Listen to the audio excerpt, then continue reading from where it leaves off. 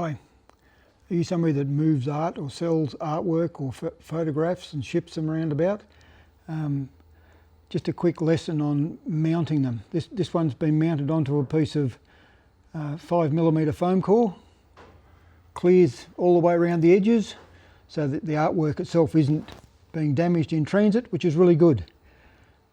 The problem we have is the customer requested that this item was actually float mounted, which means it sits up on top.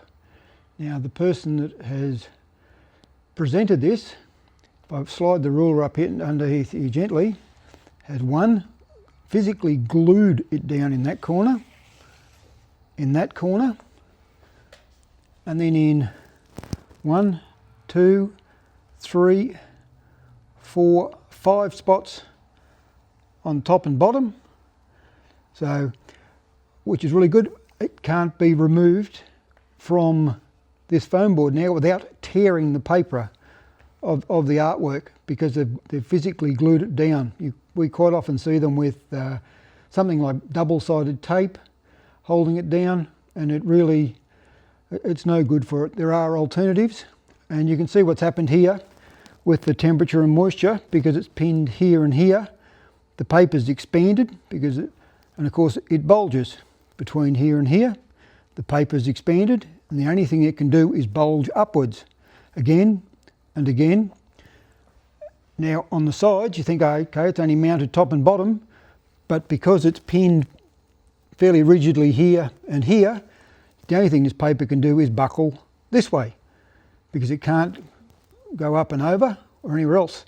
So what we end up with is all these ripples in the paper, and they're very difficult to get out because they're there permanently. Now, alternatives which are much easier, do no damage to the artwork, would be something like corner pockets.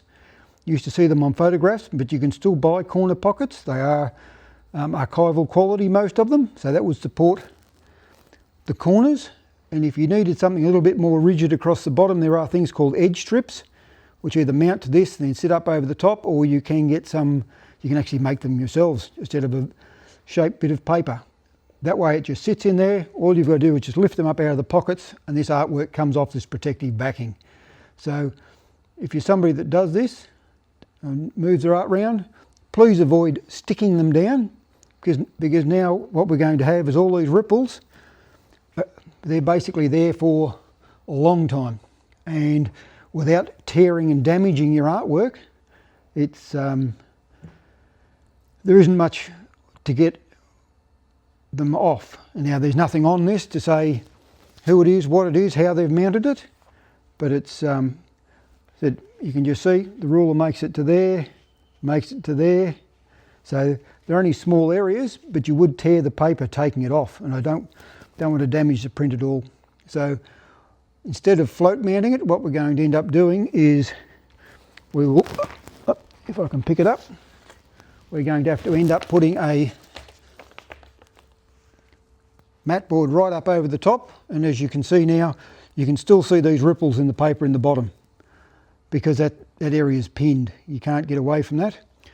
And to mount it, I'll actually create what's called a sink mount. So I'll have a piece of backing that I'll drop this board into, with another piece of backing behind that again, so it will just sit in there loosely fit, and the whole art piece can come out. But just a bit of a guide. If you're doing photos, artwork, and you want to protect them when you're moving them out, this just adds cellophane over it, which is fine.